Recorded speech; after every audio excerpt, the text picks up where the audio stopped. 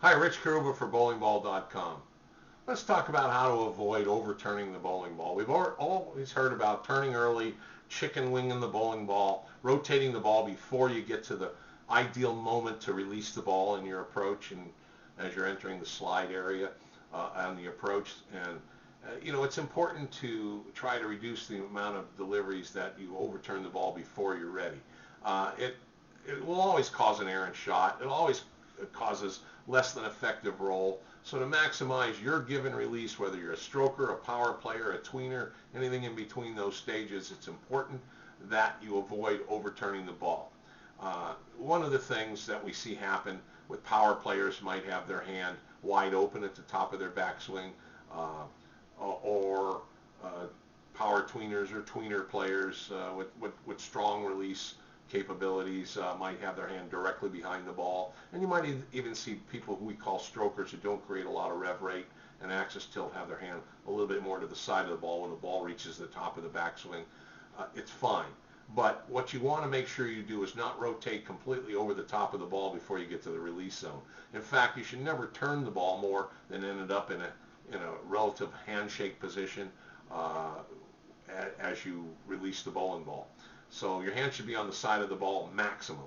A lot of the players today just flick it a couple hours on a clock dial pretty quickly with a snappy, quick release.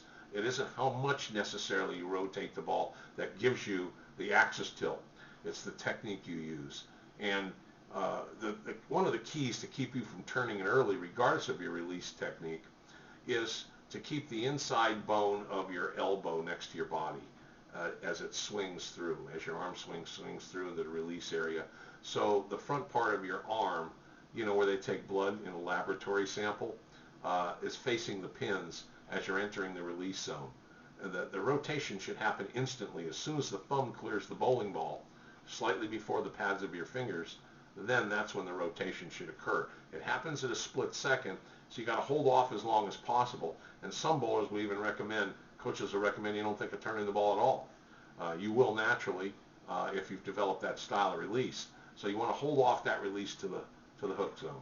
You want to keep your elbow in the palm of your hand behind the bowling ball in the forward swing, entering into that release zone to enhance your chances of making effective delivery. That's a good way to state it regardless of the type of player you are.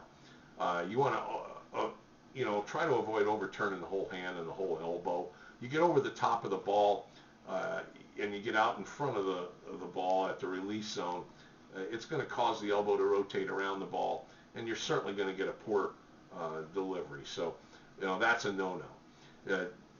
I think through practice and repetition and training yourself to remain behind the ball as long as possible and until you reach the release zone and your thumb exits the ball with your fingers rotating the ball only, not your whole hand.